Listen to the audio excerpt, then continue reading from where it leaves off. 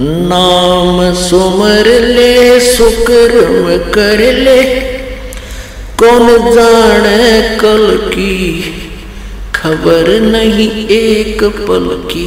स्वागत है। आज की वीडियो में हम बात करेंगे सूरदास जी की भविष्यवाणी के बारे में, जो उन्होंने कलयुग के अंत के संदर्भ में की है।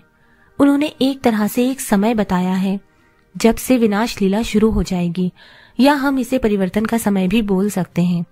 सूरदास जी महान भक्ति कवि थे, जिनका जन्म 1478 में हुआ और 1583 में उनकी मृत्यु हो गई।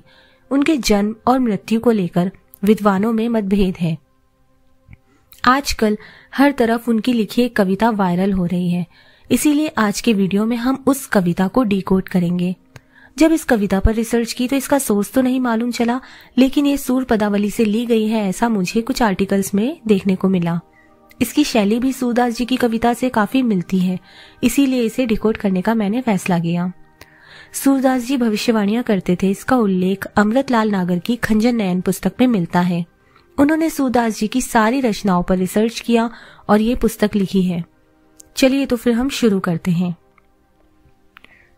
रे मन धीरज क्यों ना धरे, 1,900 के ऊपर ऐसो योग परे।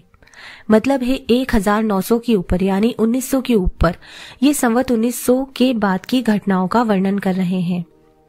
मतलब 1900 के बाद ही परिवर्तन शुरू होने लगेंगे। अगली लाइन में वो कहते हैं, शुक्ला जय नाम संवत्सर छठ सोमवार परे। पहले संवत्सर क्या होता है समझते हैं। जैसे महीनों के नाम होते हैं, वैसे एक वर्ष का भी नाम होता है। एक संवत्सर में 12 महीने समाये होते हैं। ये कुल 60 होते हैं। एक चक्र पूरा होने पर फिर से प्रथम संवत्सर से चक्र प्रारंभ होता है। और सूरदास जी की भविष्यवाणी के अनुसार इन्हीं संवत्सरों में विनाश की तारीखें भी छिपी हुई हैं और सतयुग के आरंभ का समय भी। शुक्ल संवत्सर तीसरे नंबर पर है। ये पूर्व चक्र में 1916 से 17 में, फिर 1976 से 1977 में आया है और आगामी वर्षों में ये 2036 से 2037 में फिर से आएगा। जय नामक संवत्सर 28वें नंबर पर है। ये 2001 से 2002 में और पूर्व चक्र में 1941 से 1942 में बीत चुका है। ये 2061 से 62 में फिर से आएगा। इन संवत्सरों का युग परिवर्तन में क्या योगदान है, ये आगामी वीडियो में समझेंगे। पहले इन वर्षों में हुई कुछ घटनाओं पर बात करते हैं। शुक्ल संवत्सर के समय प्रथम विश्व युद्ध चल रहा था। 1914 से 1918 तक प्रथम विश्व युद्ध चला। देखा जाए तो इस चक्र के प्रथम संवत्सर से ही युद्ध शुरू हो गया था, जब प्रभाव नामक संवत्सर लगा, और शुक्ल संवत्सर के दौरान भी युद्ध चरम पर था। 1976 से 1977 के समय देश में इमरजेंसी लगी हुई थी, जब शुक्ल संवत्सर फिर से आया। उस दौरान देश में इमरजेंसी लगी हुई थी, ये 1975 में ही लगा दी गई थी। अब अगली बार जब शुक्ल संवत्सर आएगा तब एक आखिरी भीषण युद्ध हो सकता है।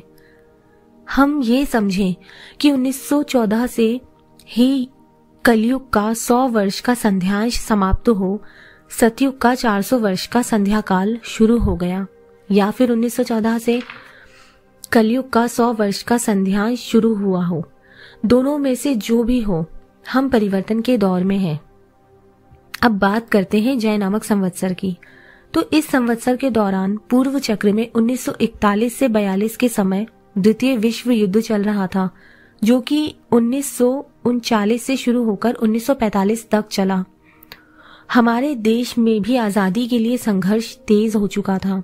इसके बाद अगले चक्र में जब 2001 से 2002 में जय संवत्सर था, तब 2001 में काफी बड़ी घटना हुई।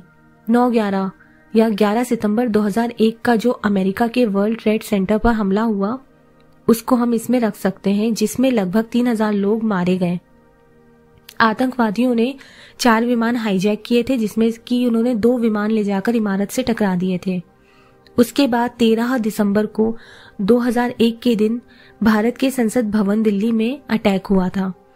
इसी साल 26 जनवरी की सुबह गुजरात में भूकंप आया था, जिसे भुज भूकंप के नाम से हम जानते हैं, जिसमें लगभग 1,67,000 लोग घायल हुए थे, 4 लाख घर तबाह हो गए थे और 20,000 या उससे भी ज्यादा लोग मारे गए थे। आगे वो लिखते हैं, हलधर पूत पवार धर उपजे, दहरी शत्रु धरे, 100 पे 0 0 के भीतर आगे योग परे। हलधर मतलब किसान, पूत मतलब बेटे, तो किसान के बेटे भी क्षत्रिय की तरह दहरी यानी सीमा पर शस्त्र लेकर खड़े रहेंगे या सीमा की सुरक्षा करेंगे। 100 पे 0 0 के भीतर मतलब 100 पे 0 1000 और 0 के भीतर, यहाँ पे 2 बार 0 है तो ये 1000 भी हो सकता है, 10,000 भी हो सकता है। संवत 2000 के ऊपर 56 वर्ष चढ़े, माघ मास संवत्सर व्यापे, सावन ग्रहण परे, उड़ी विमान अंबर में जावे, ग्रह ग्रह युद्ध करे। संवत 2000 के ऊपर 56 यानी कि 2056 संवत। विक्रम संवत से देखे तो सन 1999 में 2056 संवत था, तो 1999 में हुई कुछ घटनाओं पर ध्यान देते हैं। 1999 में भारत पाकिस्तान के बीच कारगिल का युद्ध हुआ। यहाँ माघ मास संवत्सर व्यापे सावन ग्रहण परे का मतलब है कि इस संवत्सर में या इस वर्ष में सावन में ग्रहण पड़ेगा। 1999 में छठ सोमवार परे वाली लाइन भी सच हो रही है। जुलाई में कार्तिक पक्ष में छठ सोमवार को थी और शुक्ल पक्ष में भी आंशिक छठ थी जो कि सोमवार को थी। फिर 11 अगस्त को श्रावण माह में सूर्य ग्रहण पड़ा था। उड़ी विमान अंबर में जावे, ग्रह ग्रह युद्ध करे का मतलब है कि विमान जो उड़ सकते हैं वो युद्ध करेंगे। हम जानते हैं कि कारगिल के समय भी विमानों ने युद्ध किया। 11 अगस्त को ग्रहण था और 10 अगस्त 1999 को भारतीय वायुसेना के विमान ने पाकिस्तान के एक विमान को सुरक्षा की दृष्टि से शूट किया था भारत की गुजरात पाक बॉर्डर पर। इस घटना ने काफी तूल भी पकड़ा था। ये मामला कारगिल युद्ध के ठीक 1 महीने के बाद हुआ था। फिर एक और युद्ध रूस और चेचन्या का 1999 में हुआ, जिसमें हजारों सामान्य जनता मारी गई थी और वो युद्ध एक तरह की एयर स्ट्राइक था। विमान से युद्ध होंगे ये सूरदास जी ने पहले ही बता दिया था। आगे है, मारुत विष फेंके जग माही, परजा बहुत मरे, 12 कोस शिखा हो जाकी, कंठ सु तेज भरे। मारुत माने हवा, विष माने जहर, ऐसा जहर जो हवा के माध्यम से फैले। जैविक हथियार इसे हम कह सकते हैं या एक बम हम इसे कह सकते हैं जिसे वायु मार्ग से गिराया जाए और जिसका दायरा 12 कोस यानी कि 36 किलोमीटर का हो। हम जैविक हथियार या वायरस से फैली महामारी की बात करें तो पूर्व चक्र में जब शुक्ल संवत्सर 1916 से 17 में आया, उसके बाद 1918 में स्पेनिश फ्लू नामक एक पेंडेमिक या महामारी उस टाइम पर फैली थी जो कि H1N1 नामक वायरस से फैली थी, जिसमें 50 मिलियन से भी ज्यादा लोगों की मौत हो गई थी। फिर उसी का स्ट्रेन जो है वो आगे बढ़ता गया। 1976 में भी वो फ्लू फैला, 1999 में भी फ्लू फैला और इसका स्ट्रेन और मजबूत होता गया। और फिर हर साल, हर 1-2 साल में एक नया वायरस आ जाता है। सार्स, मर्स, कोरोना, कोविड, ये सब जैविक हथियार ही तो हैं और भी बहुत सारे हैं। और अगर हम इसमें किसी बम की बात करें जो कि गिराया गया हो, तो फिर जब जय नामक संवत्सर बीता था 1942 में, उसी के बाद से ही शायद इस चीज की प्लानिंग शुरू हो गई थी, परमाणु बम गिराने की, हिरोशिमा और नागासाकी पे जो अमेरिका ने हमला किया था, क्योंकि उस टाइम पर विश्व युद्ध चल रहा था, द्वितीय वाला, और काफी प्लानिंग प्लॉटिंग चल रही थी। तो हो सकता है कि इस बात का भी वो जिक्र करना चाहते हो, क्योंकि ये एक वो बता रहे हैं, दायरा भी बता रहे हैं कि 12 कोस शिखा हो जाकी, कंठ सु तेज भरे। एक तेज भी होता है उसके बीचों बीच में जब वो परमाणु बम कहीं पर फटता है। हम सब ने उसके फुटेज देखे हैं, फोटोज देखे हैं कि वो कैसा है। और क्योंकि ये भी एक मारुत विष हो सकता है, क्योंकि उसका जो असर पड़ा है वहां की जनता पर, वहां की भूमि पर, वो अभी भी है, उसका रेडिएशन अभी भी उन पर असर कर रहा है, प्रभाव छोड़े हुए है। आगे वो बोलते हैं, सहस्त्र वर्ष लगी सतयुग व्यापे, सुख की दशा फिरे।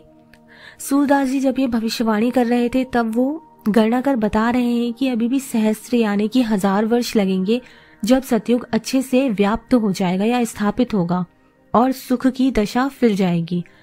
अगर हम गणना करें तो फिर अभी भी सतयुग को ठीक तरीके से स्थापित होने में लगभग 300 साल लगेंगे।